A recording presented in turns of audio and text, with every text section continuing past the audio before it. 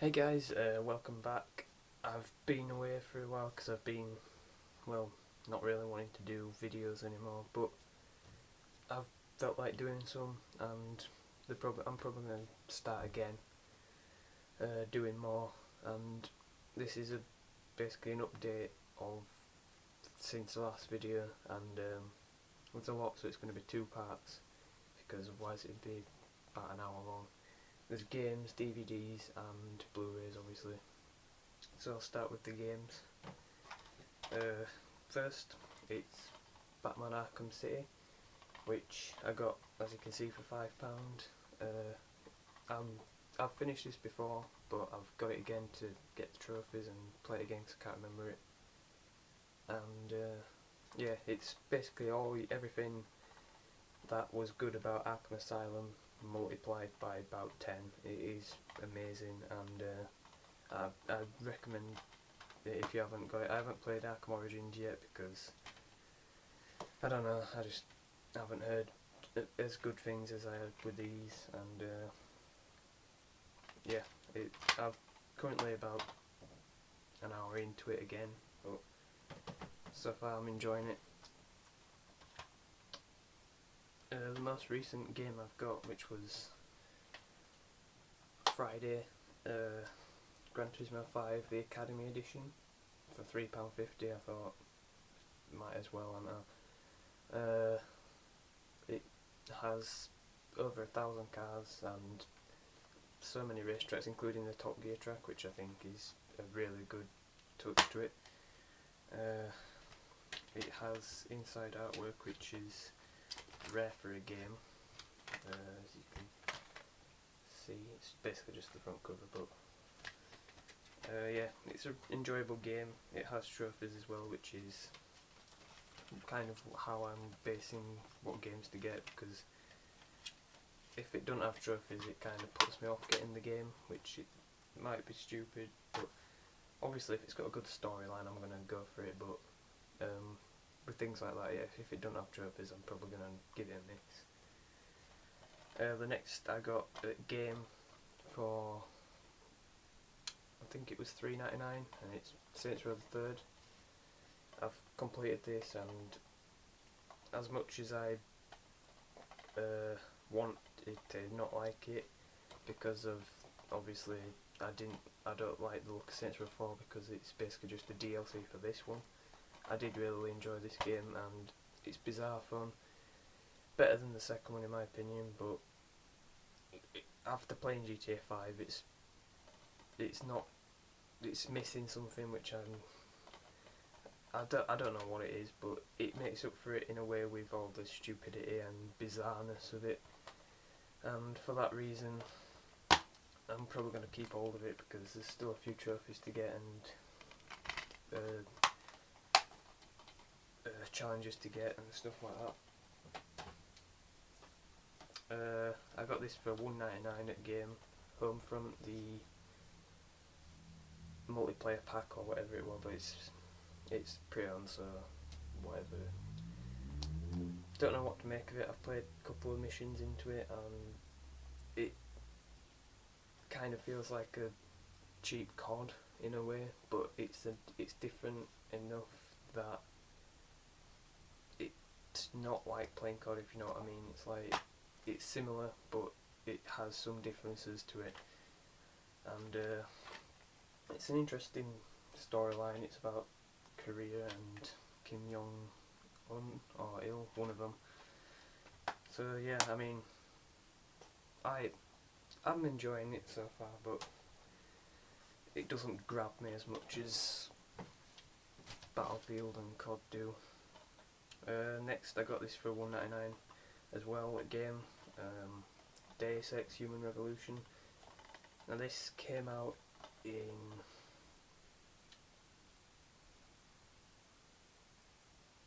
I'm not sure if it's 2011. I haven't played it either until a couple of weeks ago. It's very, very complex, if that's the right word, with all the storyline and the suit. Yeah, well, it's kind of like a cyborg thing. Yeah, it's very what's the word? Very clever and it's good fun, and I'm enjoying it.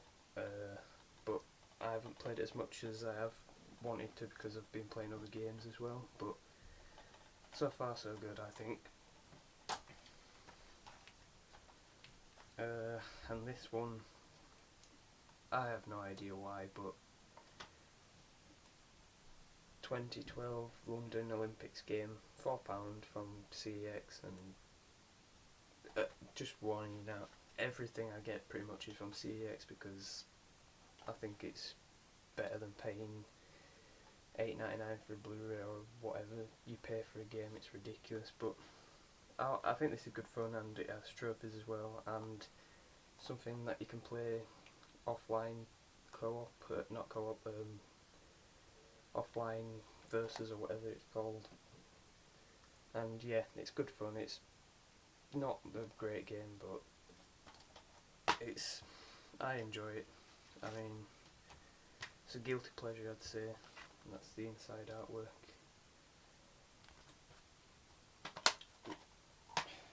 But yeah, it's enjoyable, and that's what you want from a game, really. And the last game is Minecraft. I love this game. I have so many ideas doing it, and when I actually got the game, my mind went blank, so I just built a ton of houses. I've spent a lot of time on this, more time than I care to mention. But everyone knows Minecraft and what it's like and what you can do on it and all that kind of stuff, and I think it's just an amazing game, and there's so much you can do with it, and it don't have the disc in it because I think it's downstairs somewhere. But yeah, I'm looking forward to checking out PS4 edition, see if that's any better. I mean, I think there's different trophies on the new version of it, but yeah, that's the games section done. I'll do the DVDs next, and then the second part will be Blu-rays, probably.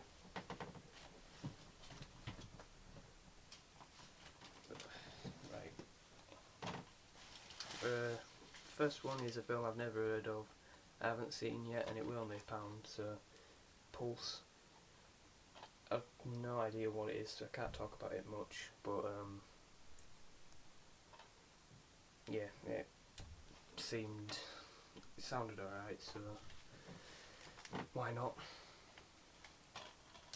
The next is a Ryan Johnson film, or I think it's pronounced Ryan or whatever, I'm sorry. Brick.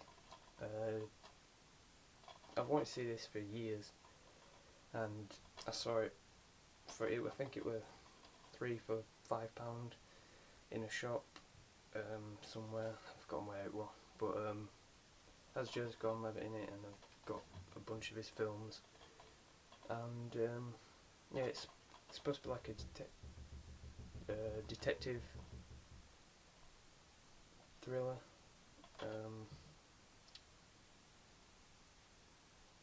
Yeah, and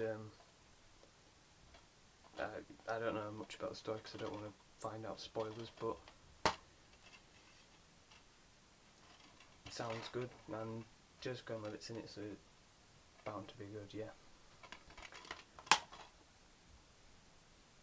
I think this came out in 2005, which I thought it was later than that, but obviously not.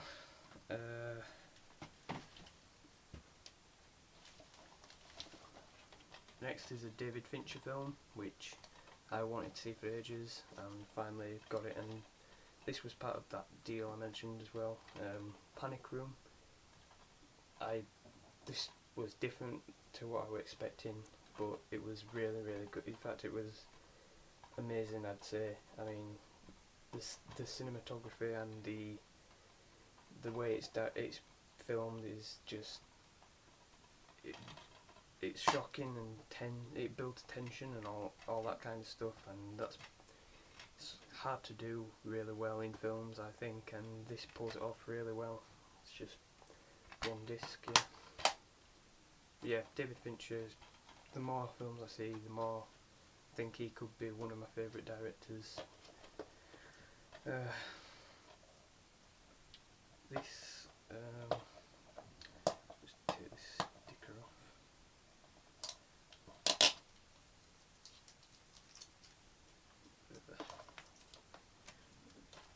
I was buying loads of horror films for some reason, and this was 150. Cabin Fever. Really gruesome and gory film, but enjoyable. That makes me sound weird, I know, but I enjoy it. I mean, it's not amazing, it's not groundbreaking, but it's something you can stick on at Halloween or around that time and just sit back and have I'm going to say have a good time, but it's not really that kind of film. It's more like Saw, where you watch it to be grossed out, basically. And yeah, not much more else I can say. It's not an amazing film, as I've said. Another one into the same category, I'd say, is Texas Chainsaw Massacre. This is 2003.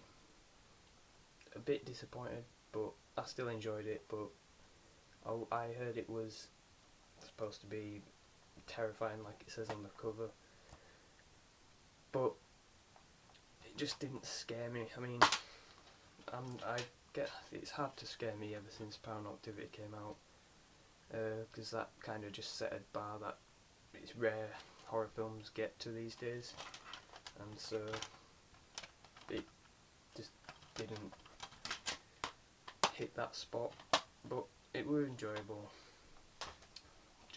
I recently watched the forgotten what it's called, The Beginning, Texas Chainsaw Massacre, The Beginning, and that was awful. I mean, that film compared to The Beginning is amazing compared to it.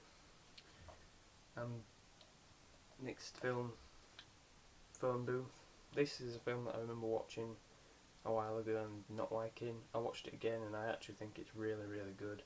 I recommend it a lot. It's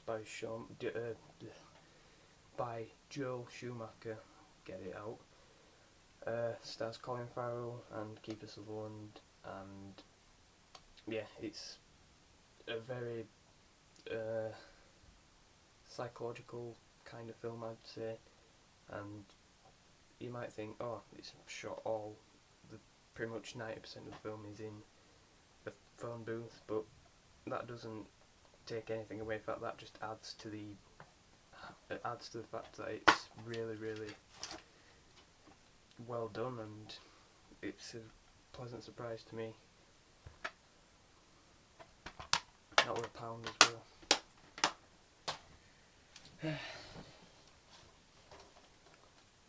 So moving on to more horror films. First of these ones is Diary of the Dead. Now I've been a zombie fan, and I wanted to see the George Romero series of these, and this just wasn't good at all. I mean, it just felt amateur, and I'm not saying George Romero is, I'm just saying that the way he films it, it's kind of old-fashioned in a way. Like, it sticks to how Night of the Living Dead was, even though I do like Night of the Living Dead. This, you'd think it'd be a bit more modern and kind of add more newer things, but it kind of just goes for the same style. And the acting in this is appalling. So yeah, I didn't like that at all. Next it's Wrong Turn. Again, like some of the other horror films, it's not amazing, but I enjoyed it. Yeah, I mean, I haven't seen any of the sequels, but I'd probably say that everyone thinks this is the best one. And for me, it's the only one I'm going to watch because the other ones don't appeal to me much. But yeah, it's alright. And another one, Dog Soldiers. A very good werewolf film, which you don't see much of these days. I mean, doesn't count. But yeah, it's a very British film, and I enjoyed it. I mean, it's good to see an actual decent film that features werewolves in it rather than vampires or zombies or whatever. I will say I did think it went on a little bit too long, like 15-20 minutes could have been cut from it, but it didn't really make a difference too much. And the last, well, not the last, but 1 hour photo got starring Robin Williams, which this, in my opinion, is probably his best performance. Maybe, I mean, I can't remember Insomnia that well, but yeah, I think this is his best performance, and it's just so it's very realistic. Like, everything that happens in this you can imagine happening, and it does make you feel a bit horrible inside, if that's the right description. But yeah, it's a very well done film, and I'd put it as one of my top 100. I mean, it is really, really well done and phenomenally acted, I think. Yeah, that was CEX for 150 as well. And the last, I've forgotten. These two are box sets. This one I got from Black Friday, the HMV sale. It was originally $24.99, but they had it for $4.99. It's Lord of the Rings, the trilogy, not the extended editions as far as I know, but each one is 2 discs, and for $4.99 after it was $24.99 usually. I just grabbed it. I've watched 1 and 2. I prefer 2, but I don't think they're as good as everyone says. I mean, they are enjoyable, they are well done, but they're not, I wouldn't class them as 10 out of 10, 10 out of 10, more like 8, so yeah, I'd give them 8 probably.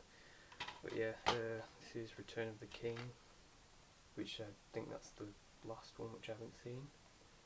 Yeah, I haven't seen this one. I'm going to watch it. It's 192 minutes, so I've got to find some time. The original Fellowship of the Ring. By the way, every one of them has about that many special features, if you can see that. So you get a lot for your money. And 2 towers.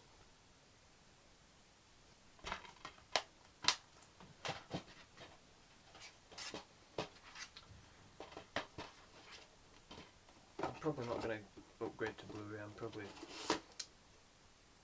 DVD's fine for me. And I'm interested about The Hobbit, see what that's like. But if I can find it for a decent price, I'll get that. And the last one is The Tudors season 1 and 2. Main reason for getting this is Natalie Dormer. I mean,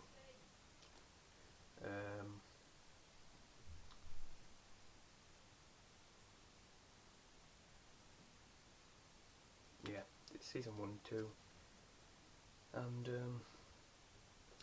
I haven't started it yet, so there's not much I can say about it, but I've heard it's pretty good. And that's end of part 1. Part 2 will be Blu-rays, and I'll see you then.